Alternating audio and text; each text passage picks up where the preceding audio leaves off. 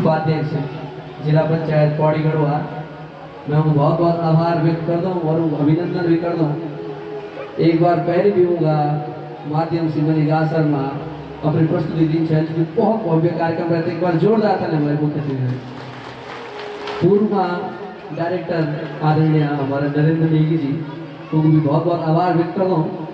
और पूरी मेला समिति मंदिर समिति अध्यक्ष श्री कुलदीप किशोर जी, कोषाध्यक्ष आदरणीय हरीश बड़ोला जी, बाबा केदारो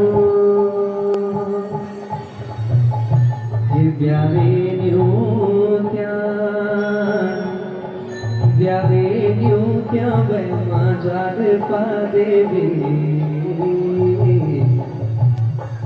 ब्यावे न्यूत्या शिव महादेव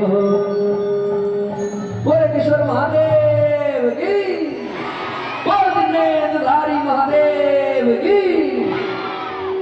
तीसरा माइनर करेगा।